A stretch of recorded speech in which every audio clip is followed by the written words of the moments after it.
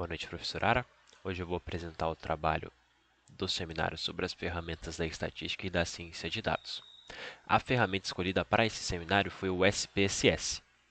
Bom, o SPSS ele é uma ferramenta computacional que promove análises e testes estatísticos. É um software bastante acessível e bem versátil. Ele foi desenvolvido no ano de 1968 pelos pesquisadores Norman Nye, Dale Bench e Hadley Hull. Ele foi desenvolvido na Universidade de Chicago por meio do National Opinion Research Center.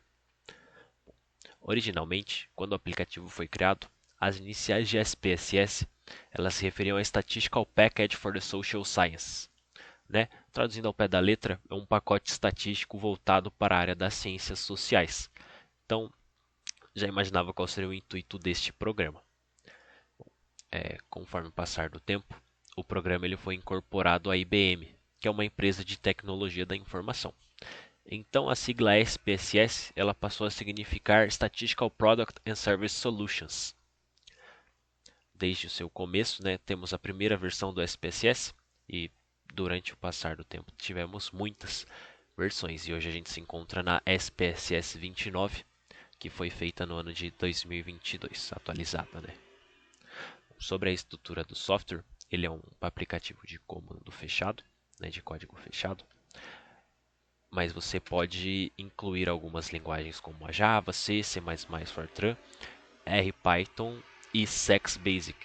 Você consegue, ele é compatível com essas linguagens, como a gente pode ver. A gente trabalha bastante com R e Python para fazer algumas análises e a incorporação dessas linguagens no software ela é importante para que você consiga se aprofundar mais, porque o SPSS ele tem um limitador, porque a maioria das vezes o usuário é alguém voltado para a área da ciência social, então ele não tem um conhecimento aprofundado, nas teorias estatísticas. Então o SPSS, para impedir que alguma análise muito complexa aconteça com o usuário, podemos utilizar de exemplo os modelos estatísticos mais específicos, como o GMM ou GLM, por exemplo. Pode dar a impressão para o programa que o programa tem algum defeito ou algo do tipo, uma má interpretação do usuário. Isso pode acarretar em algum problema, alguma crítica, ou até mesmo algum problema em alguma análise do usuário, tá bom? Então, o aplicativo ele tem esse limitador, para que para evitar qualquer problema que o usuário possa ter na hora de utilizar alguma ferramenta estatística muito avançada. Então, por isso que ele é compatível com essas linguagens de programação. Para caso o usuário tenha algum conhecimento mais aprofundado e queira utilizar, ele consegue com essas linguagens de programação. Bom, quanto ao formato .sav, ele é utilizado pelo SPSS para armazenar dados e metadados.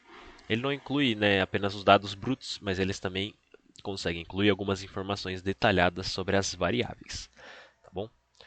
Referente aos sistemas operacionais que o SPSS é compatível, nós temos os principais do mundo hoje, que seria o Windows, Mac ou Linux, e também temos o Unix e o Cloud, o sistema na cloud, na nuvem, que também é muito importante. Quanto às ferramentas estatísticas, podemos ver os métodos de ANOVA e de regressão que estão presentes no SPSS. Podemos ver que quase todos os mais importantes de regressão estão presentes no SPSS. Comparando com outro software como o Minitab e o Estatística, podemos ver que esses dois softwares que eu acabei de mencionar não possuem alguns métodos de regressão que o SPSS tem. Então podemos ver que o Minitab ele não possui o TOSL, o GLM e o LED e a regressão quantílica, e o próprio Estatística também não possui a regressão quantílica. Então podemos ver uma vantagem do SPSS em relação a esses dois softwares. Bom, ali no final do slide temos destacados estatística descritiva, inferência estatística, estatística não paramétrica, controle de qualidade e análise de sobrevivência, que seriam outras ferramentas estatísticas importantes que estão inseridas no SPSS. Agora, referente à interface geral do SPSS, vamos analisar como é a cara do aplicativo. Bom, quando você inicia essa é a imagem que aparece na sua tela, né? Pede ali para você inserir algum arquivo ou algo do tipo, para que ele realize a leitura dos dados presentes nesses arquivos.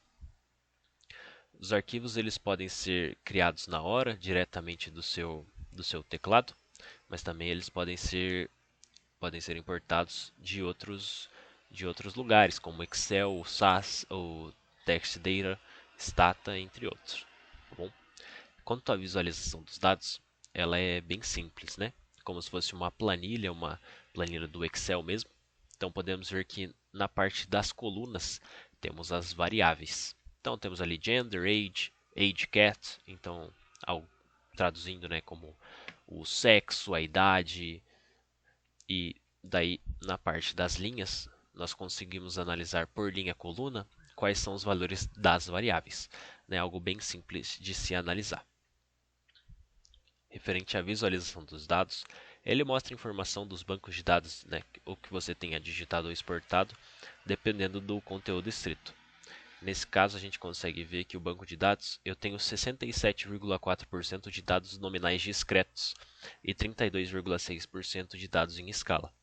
Também pode conter informações como dados faltantes e gráficos selecionados.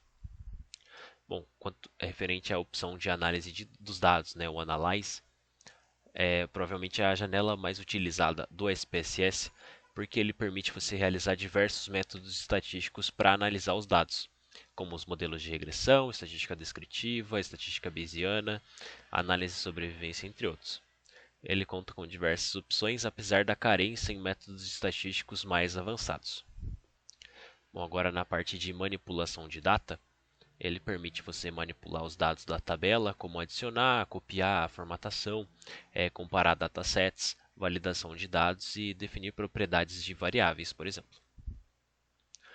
Bom, na parte de gráficos, né, o Graphs, você pode realizar alguns gráficos como os presentes. Você pode fazer gráfico de barras, gráfico 3D, gráfico de linha, que nem para eles é o Pie, né, mas para nós é o gráfico de pizza. Até como boxplot, né, que é o que nós aprendemos durante o curso. Bom, agora referente às desvantagens do SPSS. Acho que um dos motivos principais, né, do SPSS ter essa desvantagem seria o custo elevado dela. Então a gente está falando de uma anuidade, ou seja, você tem que pagar todo ano, você refaz a assinatura, né, desse software. Então, por volta dos R$ 6.600, né, R$ 6.600. Então, algo próximo dos US$ 1.200. Então, a gente está falando de um preço muito elevado para realizar essas análises, né? Quanto às limitações em análises estatísticas avançadas também, ou seja, ele não é um programa que realiza análises muito avançadas, ou seja, vai ter uma dependência quanto a isso. E a performance computacional, porque em termos de processamento e análise de grandes conjuntos de dados, a ferramenta do SPSS ela deixa a desejar em comparação com linguagens mais utilizadas como o Python e o R. Tá bom? Bom, esse foi a apresentação do seminário. Essas são as referências que foram utilizadas para realizar o trabalho. E à esquerda temos os nomes dos participantes do grupo. Agradeço a atenção e uma boa noite.